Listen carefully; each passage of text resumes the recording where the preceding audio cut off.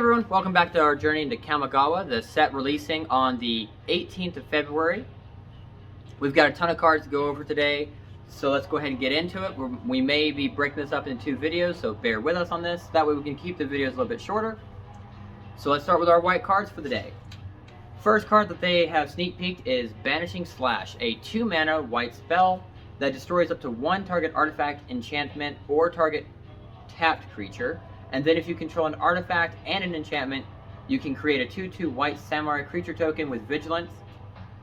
Okay, so overall, first take on this is I compare this to other cards that allow you to target artifacts and enchantments, which is Revoke Existence for a white spell. It is a 2-mana card. It is an instant. You can exile target artifact or enchantment. Naturalize. It is a 2-mana green spell. Instant. Destroy target artifact or enchantment. So you compare this to those cards. This is slower because it is a sorcery, so you must cast it on your turn. But it comes with two changes that are in its benefit. So there's a trade-off here. So for you to only cast it in your turn, the trade-off is that you can now target a tapped creature that you can destroy. And if you set it up properly, you have the artifact and you have the enchantment on the board, you get a 2/2 samurai that has vigilance. I think overall, my first impression of the card is, whereas it may be slower than those other cards, I think it's better. Being able to destroy a tapped creature is good in a white-blue deck, since you're tapping your opponent's creatures in those decks typically anyways. I don't know how much the samurai creature token matters. It would be more accurate, I believe, to run a spirit kind of combo with this card. But obviously with Kamigawa Neon Dynasty, we're doing samurai, we're doing ninjas, so, you know, dragon spirits are the only spirits we're really seeing a lot of.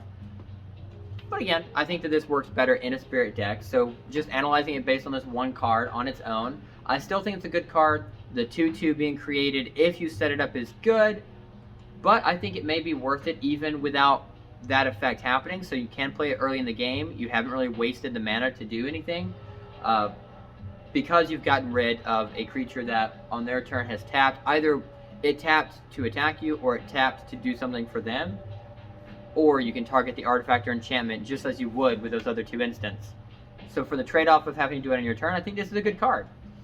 I wish that the other effect was more beneficial.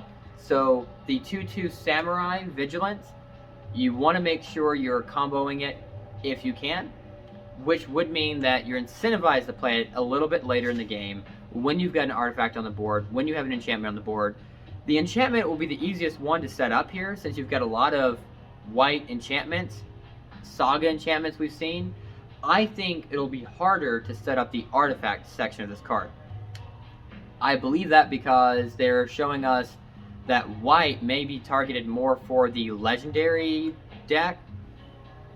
Maybe it's a white-red deck that runs vehicles and legendary cards, but since this creates a samurai, I'm not sure if this is meant to go in their vehicle deck, and I think the vehicle deck may be better as a mono-red deck anyhow, but I can see here that this is meant to combo with that. Maybe they want you to run a white-red deck, that way you're running a vehicle samurai deck, so that way you use your samurais, if you've modified them, to pilot your vehicles. And you're doing things like this spell, where you're comboing it with the fact that you've got enchantments on the board, that you've got vehicles on the board. So I think that's the intention of the card. Whether this works well in that deck or not, I'm not entirely sure, but I can definitely see the intention here. But even without that, I think overall good card, just a little bit slower than I'd like. Let's move on to our next spell. So this will be our artifact creature. It's a 1-mana or a hotshot mechanic.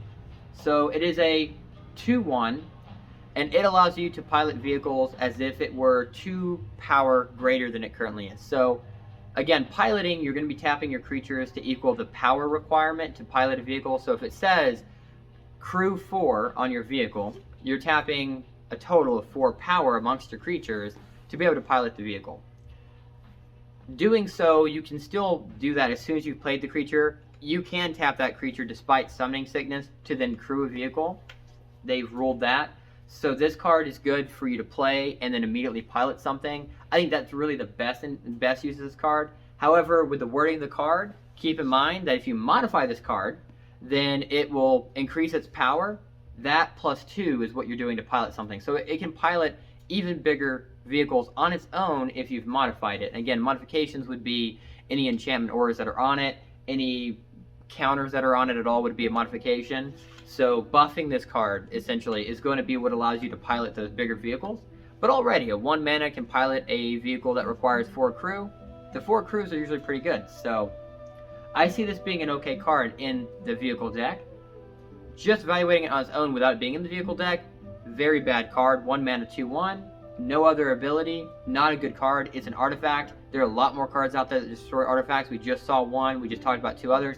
So on its own, a terrible card. So you have to be able to run this in a vehicle deck for this to get any benefit to you. So we'll see how that works in the vehicle decks.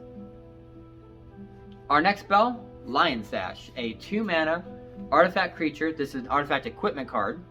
So 2 mana, one of which must be white. On its own is a 1/1. You can tap 1 white mana and you exile a card from a graveyard. And if it was a permanent, this card gets +1/+1 counter. When it reconfigures or attaches to another creature for 2 mana, again, this must be done as a sorcery, must be done on your turn. The equipped creature gets +1/+1 for each +1/+1 counter on Lion Sash. Not bad. It's an okay card. I think the value of this card is really in that first effect. You're paying a white mana to exile a card from a graveyard.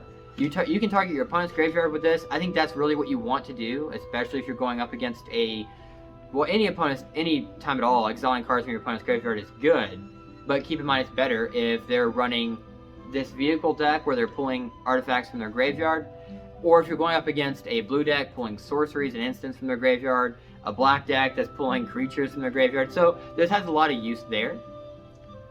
As an equipment, I don't think this is a very good card. It happening to buff your card is good, but that reconfigure isn't really worth that cost. I think that this would have been better as just an enchantment that you're placing on a creature that immediately comes into play. Because if you were evaluating this as an equipment, keep in mind that makes this a 4 mana card. 2 mana to play it, then 2 mana to equip it. That's not to mention the fact that it's additional mana to exile a card from your opponent's graveyard, or from whichever graveyard you're planning on exiling. So 5 mana to get its effect to buff your card. So 5 mana, you get to exile a card from your opponent's graveyard, your creature gets a +1/+1. By itself, at 1/1, even with the counters on it, it's not a very strong card, and it's an artifact.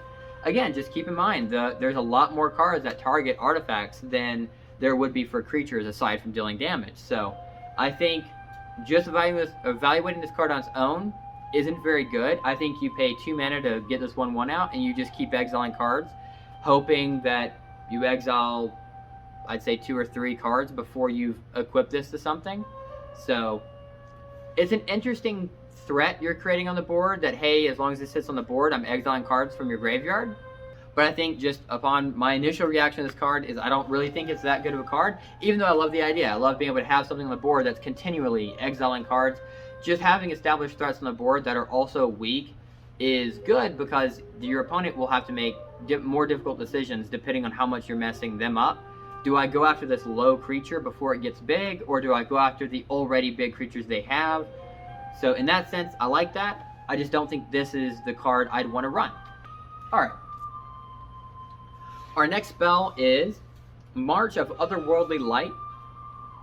It is an instant, so this one is an X mana, colorless mana cost, 1 and then 1 white. So as an additional cost to casting the spell, you may exile any number of white cards from your hand, and this spell would cost 2 colorless mana less to cast for each card that you've exiled in this way. And the actual effect of the card, exile target artifact, creature, or enchantment with mana value X or less. So what you're wanting to do, I mean, it's an instant, so you can play it at any point throughout the game, on your opponent's turn and your turn, when someone's entered combat. So it has utility as to when you use it. I think this card, even as an instant, is probably too slow. So just to go over my reasoning on that would be, your opponent has played a card you need to get rid of. Best case scenario, it's a low mana cost card, but I think odds are you're using it to get rid of a larger threat your opponent has played. So a 5 or a 6 mana card, and you're using your turn, or you've used up your last turn to save up the mana in case they did play something big. Either way, a turn has been sacrificed because you're going to need a lot of mana for this, or you're exiling cards from your hand. And my problem with doing that is I think you're incentivized to exile cards from your hand so that way you're not spending mana on the board, because you don't want to have just canceled out your turn. But also, if there are cards in your hand that you'd like to exile, unless you can play them from exile, I read that as I'd rather get rid of my opponent's card than play the cards that are in my hand. That's just my take on it, and I would rather just play my deck out quickly and answer their threat more directly than to sacrifice my turn or cards in my hand to get rid of one card on their board. If this did more than one, like if this was a all cards with that mana value exactly, like such as Steel Hellkite, I believe, does that. It's an artifact, 6 mana spell, artifact creature, 5/5 flying, and then if it deals combat damage to an opponent, tap X mana, and then all permanents with that mana cost are destroyed. That would make this card a lot better because you're not sacrificing your turn to get rid of one card, you're sacrificing your turn or cards in your hand to get rid of multiple cards, such as a bunch of vehicles they've played, or a bunch of goblins that were 2 mana. That would make this card infinitely better. I'm sure that there's a reason they chose not to go that route with this card, but because they've chosen not to go that route with this card, I think this ends up being too slow, even as an instant, not worth putting in your deck. Let's move on to our next card. So that moves us over to the blue cards. They didn't release a whole lot, but we've got 3 to go over, starting with Armguard Familiar. It is a 2 mana artifact creature, one of which must be blue. It is a 2/1 on its own, and it has Ward 2. As a reminder, Ward is whenever it's targeted by a spell or ability, you can pay the ward cost of the card, and then you are canceling that ability, you're countering it. So, on its own, a 2/1 Ward 2 for 2 mana, not great, but it is an artifact creature that equips to other creatures. So for 4 mana, you can equip this to a creature to give that creature +2/+1 and also Ward 2. So I think it's we're evaluating this as a 6 mana card because I think as a 2 mana 2/1 Ward 2, it's not a great card. So I'm looking at this as an equipment. So for 6 mana, we're getting +2/+1. It has Ward 2. Your creature has Ward 2. I like artifact equipments that have some other benefit to them, whereas they have Shroud, Hexproof, or they have the ability to protect themselves like with Ward here. So I do like that, but because the Ward is a mana cost, I doubt you're paying 6 mana to equip this to a creature and then you have the ability to protect both that artifact equipment as well as your creature. So I think this ends up being extremely slow. And for a blue deck that is already really fast, I don't think that you need to slow it down with a card like this. I think if you're going to put in a card that slows it down, it needs to be worth that. So I think my evaluation of this card is that it's not very good just because it's a bit slow, but I'm excited that they have an artifact equipment that can protect itself with Ward, where you can choose what abilities you're countering. I think Hexproof is way stronger. Maybe they would have increased the mana cost for something like Hexproof, but for +2/+1, and it has Hexproof, I think would have been still fine. But overall, that's my take. Our next card is Awakened Awareness, which is a 2 mana, minimum 3 mana, but 2 of which must be blue, and you're tapping X to go with it. It is an enchantment aura, which enchants an artifact or a creature. When Awakened Awareness enters the battlefield, put X +1/+1 counters on enchanted permanent, and as long as enchanted permanent is a creature, it has a base power and toughness of 1/1. The counters are good because the counters allow you to be able to keep, even when this enchantment goes away, the counters are there. It does weaken whatever card you put it to, because if it's a creature you've enchanted, then it already had base toughness of 1. It may not have had base power of 1, but I'm thinking you're weakening a creature to buff it up, and then you're hoping the enchantment goes away, so that way it goes back to its base of whatever it actually was, and then also keeps those counters. So I think this is another really slow card for blue, and unless I'm just missing what this is meant for, I don't think that's a very good card, especially since you're going to be paying X to give it counters immediately, and then the enchantment is only weakening your card after that point. I think it's not a good card. It's slow and you want to get rid of it. But I'm excited to see if maybe I'm wrong about that and there's some other use for the spell. I think that it goes in a vehicle deck, perhaps. That way you are not debuffing an artifact that you're equipping it to that turns into a creature.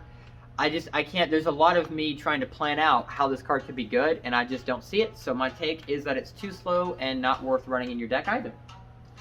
The last card to go over for the blue cards would be Futurist Operative, which is a 4 mana, one of which must be blue, 3/4 human ninja. And as long as Futurist Operative is tapped, is a human citizen with base power and toughness 1/1 and can't be blocked, and you pay 3 mana to untap it. I like the disguise that's happening there. When it's tapped, it's a 1/1 just normal citizen that just can't be blocked. I don't see the benefit of that, because as soon as you untap it, then it becomes back into that 3/4 ninja. It's one of the first ninjas I'm seeing that doesn't have ninjutsu, so that makes it slow for a ninja. You being able to untap it for 3 mana is good, and we're gonna see a card later that allows you to have multiple combat phases as long as a creature attacks by itself. So I could see this comboing pretty well with that card. But I think as far as ninjas go, and for it to be 4 mana, 3/4, I think it's probably one of the slower ninjas I've seen so far. And I think because of that, you might run it to combo with ninjas. But I think maybe this was one of the first ninjas you cut out of a ninja deck. So that's the last blue card. None of them were particularly good. So overall, the releases for today for blue, in my opinion, are fairly weak. So let's see if black did any better. We start with Assassin's Ink, which is a 4 mana instant, 2 of which must be black, and the spell costs 1 colorless mana less to cast if you control an artifact, and it costs 1 colorless less to cast if you control an enchantment. And this allows you to destroy target creature or planeswalker. So you could reduce it to being a 2 mana spell, but both of them would have to be black mana. So we want to compare this to other cards that are similar to this. I'm thinking Doomblade, 2 mana, black spell, 1 colorless, 1 black, destroy target non-black creature.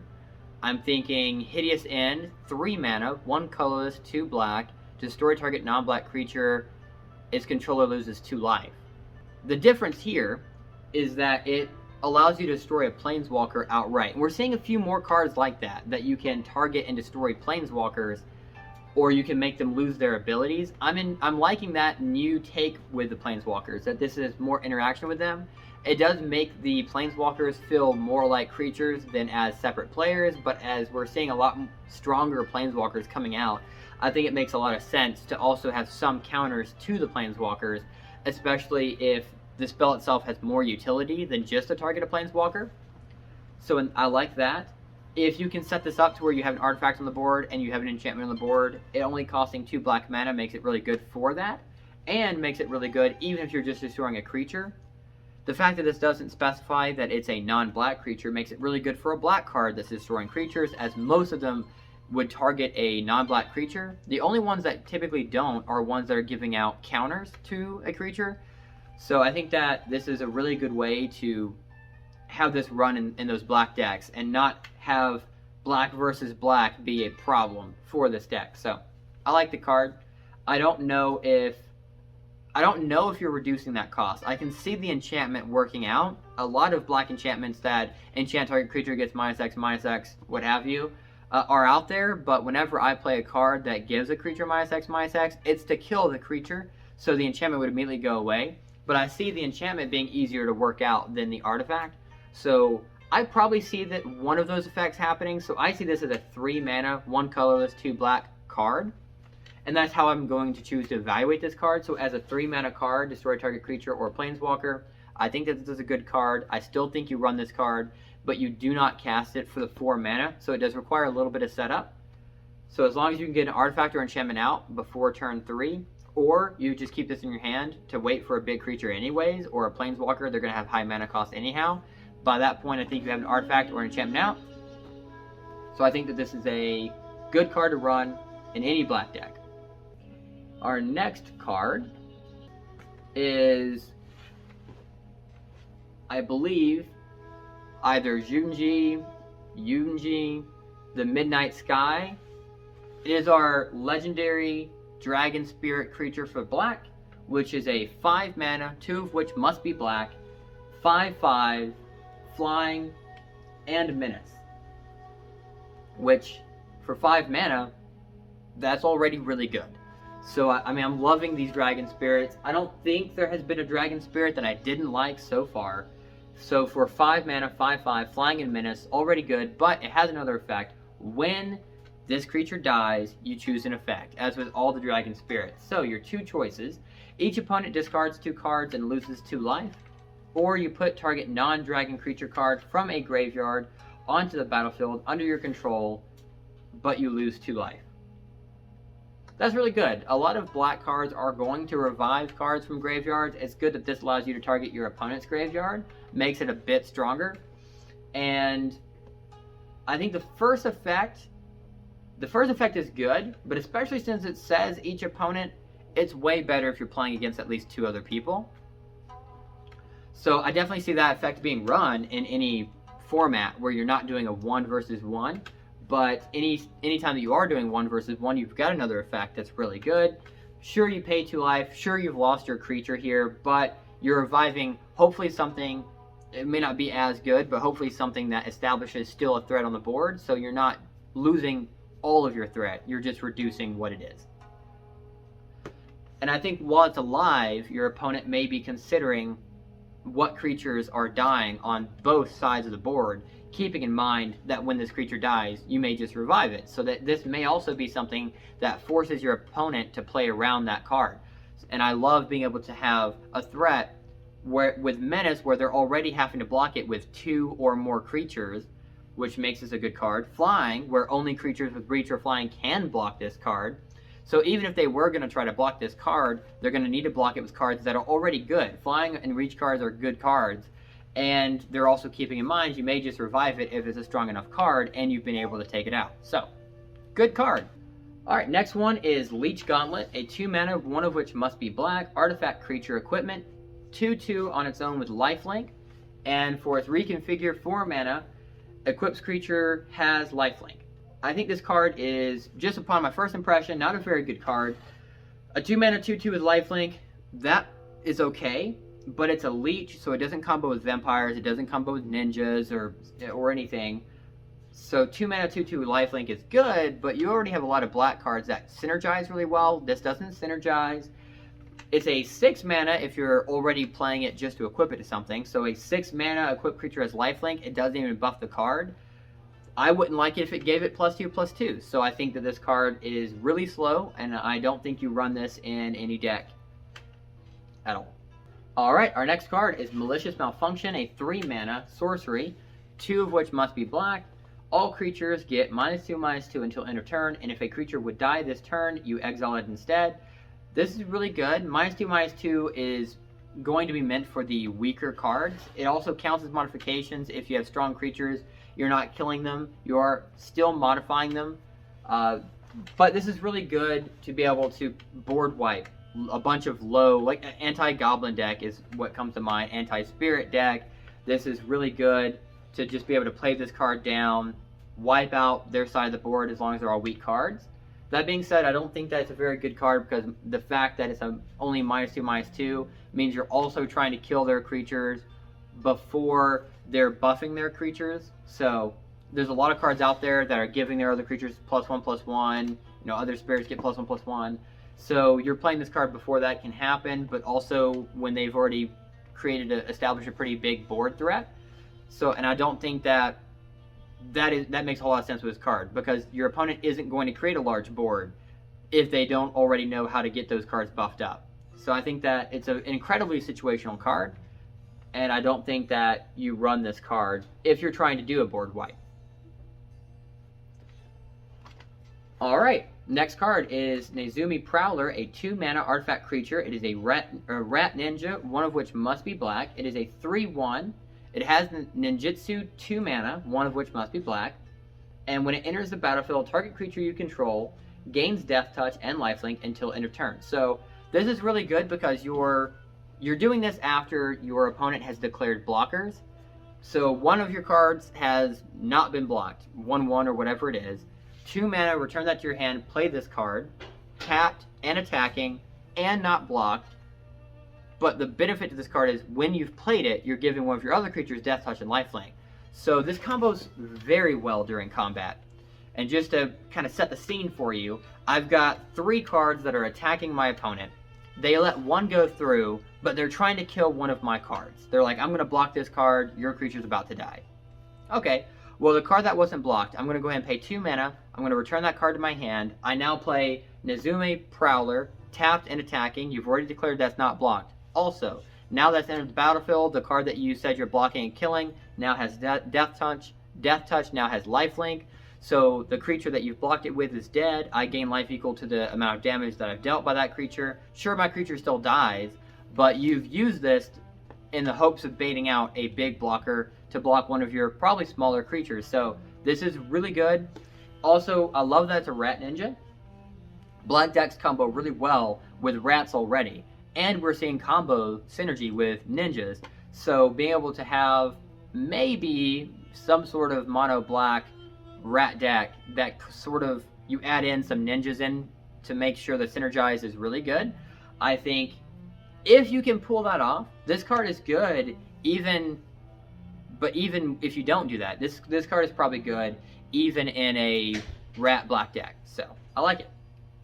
The last black card we're going to go over is something that was leaked before but wasn't confirmed officially, which is Tatsunari Toad Rider. It is a 3 mana, one of which must be black, 3/3 human ninja.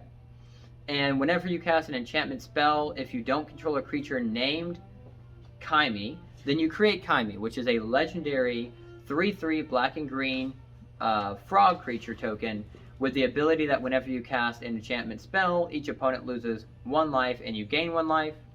In addition to that, it has a 2 mana ability, but it has to be a green or blue mana that you're using with a colorless mana to activate, which is that it targets itself and a frog you control, which is meant to be its little pet that you've summoned, that cannot be blocked this turn except by creatures with flying or reach. So essentially you're giving them flying for the turn without giving them straight up flying, so that way cards that destroy target creature with flying don't work against them. So I think that's really good. And of course, I think the idea is that I like to picture this human ninja on top of this giant frog, and the reason why they're not being given flying for the turn, but can only be blocked by reach or flying, is that this giant toad is just, or frog is just jumping over their creatures. So it's like a temporary little flying without actually being flying. So I think it's a cute card, and it's a ninja card, which is good. But it's hard to evaluate. 3 mana, 3/3 isn't bad, and it having passive abilities when you're casting enchantments is good. So I can see this being run in a black deck, but I just don't know how good it would be, because in my head, I'm picturing playing enchantments, which are slow on your turn. I'm picturing playing these enchantments out and then dealing damage to my opponent and me gaining life. So I want to see this as being a good card, but it's hard to evaluate. I think I'll have a better idea at the end of the set previews. So before we move on to red, that's where we're going to end this video, and we'll break this up into a second parter where we'll start with the red cards and we'll go through those. Hopefully we can get through all of those in a part 2.